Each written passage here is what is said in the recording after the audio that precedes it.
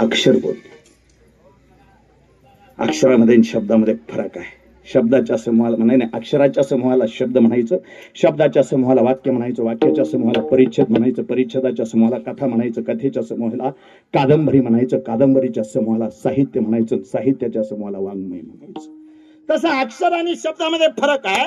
जे एकटं असतं त्याला अक्षर म्हणा. वयाच्या 10व्या वर्षी विटेवरच्या मालकाच्या समोर उभा राहिले आणि विटेवरच्या मालकाबरोबर फक्त एक अक्षर बोलले, पण तेवढ्या एकाच अक्षरानं विटेवरच्या मालकाच्या डोळ्यात पाणी आलं. काय म्हणले? विटेवरच्या मालकाच्या समोर नैवेद्याचं ताट धरलं. 10 वर्षाचं लेकरू आहे. दादा एकच अक्षर बोलले. काय? खा.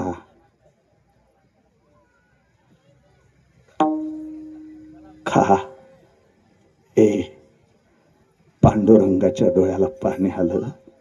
नाम्या लेकरा, आजपर्यंत रती आले, महारथी आले, कीर्तनकार आले, गायनाचार्य आले, मृदंगाचार्य आले, गावकरी आले, टाळकरी आले, माळकरी आले, वारकरी आले.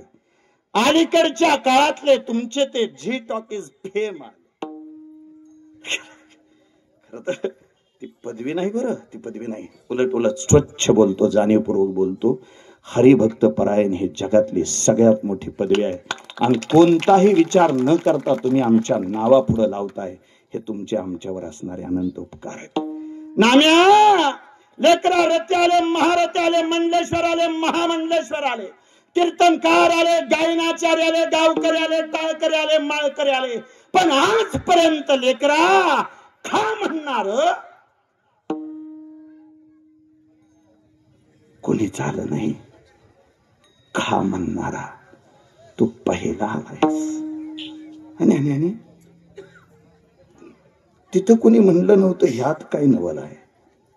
बहुतेक आज तळावरचा 11वा दिवस आहे, बरोबर ना? आज 11 दिवस झालं तुम्ही सगळ्या जणी तळावर येताय. आज 11 दिवस झालं तुम्ही सगळ्या जणी त्या बाळधनगराच्या समोर येताय. मामांचा भंडारा कपाळाला लावताय, मामांचा महाप्रसाद घेऊन जाताय. या सोहळ्याचा तुम्ही आनंद घेताय. 11 दिवसामध्ये ह्यातली एखादी तरी देवापुढे उभा राहून त्याला खा म्हणले काय?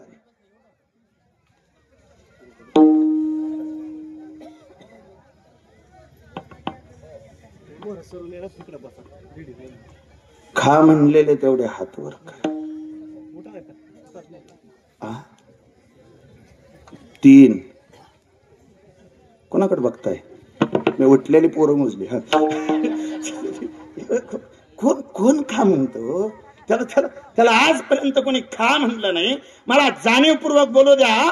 वयाच्या 10व्या वर्षी जगाच्या बापाच्या समोर उभा राहिले, नैवेद्याचं ताट घेतलं, जगाच्या बापाला सांगितलं खा.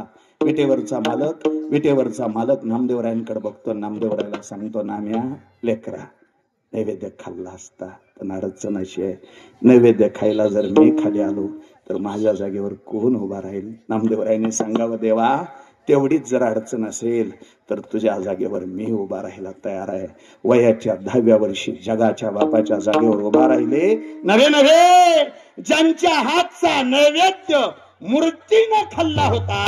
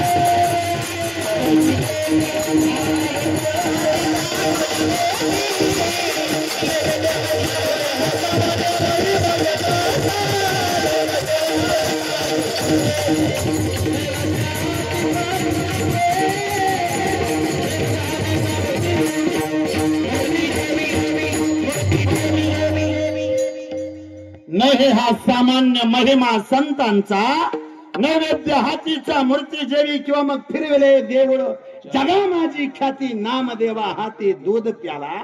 ज्ञान ज्ञानोबरायांच्या हातात आलं, शांती नाथबाबांच्या हातात गेली, वैराग्य तुकोबरायांच्या वाटणीला आलं, आणि भक्ती म्हटलं की संत शिरोमणी नामदेवरायांच्या वाट्याला आली. ज्यांच्या वाट्याला भक्ती आली ते नामदेवराय आज विटेवरच्या मालकाच्या समोर उभा राहतात आणि तुम्हाला आम्हाला देवा पुढं काय मागायचं असतं याचं ज्ञान देतात. नामदेवराय देवाच्या समोर उभा राहिल्यानंतर तुम्ही देवाला काय मागितलं? नामदेवरायांनी सांगितलं, त्या विटेवरच्या मालकाच्या पुढे मी उभा राहिलो आणि त्या विटेवरच्या मालकाने मी एकच विनंती केली, देवा हेच देवा पै मागित चरण सेवा अखंडित. राहिला कधी त्या बाळूमामाच्या दरबारात उभा, राहिला कधी त्या बाळू धनगराच्या समोर उभा, तर माझ्या मामाकडे मागताना सुद्धा तुम्ही हेच मागावं. काय मामा, दुसरं काही नको, हेच देवा पै मागत चरण सेवा खंडित. मामा, आमच्यासारख्या पामराला फक्त तुमच्या पायाची सेवा घडावी, फक्त तुमच्या चरणाची सेवा घडावी. मामा, तुमच्या चरणाजवळ जो आनंद आहे तो आनंद अख्ख्या जगात कुठं नाही.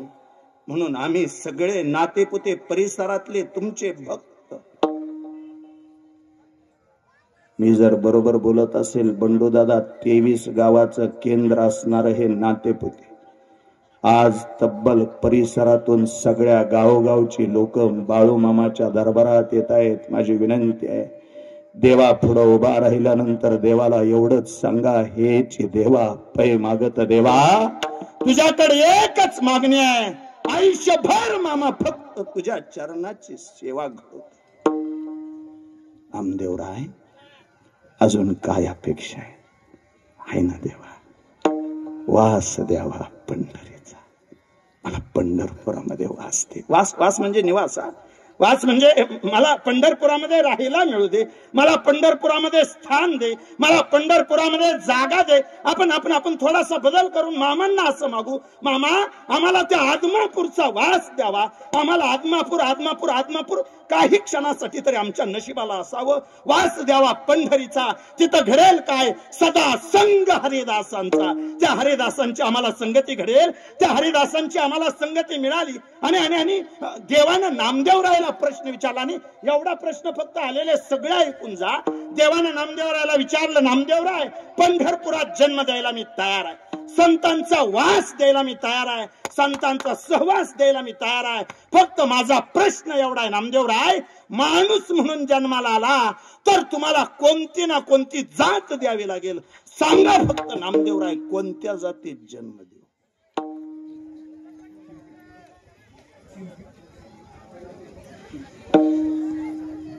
नामदेवराय सांगतात, देवा ए पांडुरंगा, कुणी माणसाचा देह मागितलाय? अजिबात नाही. माणूस कर असा कधी हट्ट केलाय? फक्त इच्छा एवढ्या देवा, गाढव केलं तर नागथांच्या हातातलं पाणी पिण्याचं भाग्य दे. माझी तयारी आहे गाढव व्हायची. तुम्हाला गाढव केलं तरी चालेल, पण देवा गाढव केलं तर नाथांच्या हातचं पाणी पिण्याचं भाग्य दे. कुत्रा केलं तर नामदेवरायांच्या हातची चपाती खायचं भाग्य दे. देवा रेडा केलं तरी चालेल, फक्त इच्छा एवढीच आहे, ज्ञानोबरायांचा मस्तकावर हात दे. भगवंता मेंढीच्या जन्माला घातलं तरी चालेल, पण बाळू धनगराच्या भाग्यात जन्माला. मी कधी मागितलं तुला अमक्यात मला माणूसच कर असा कुठं माझा हट्ट आहे? कोणताही प्राणी म्हणून जन्माला घातलं तरी चालेल. नव्हे तुकोबराय एका अभंगात देवाला म्हणले होते कुत्र केलं तरी चालेल पण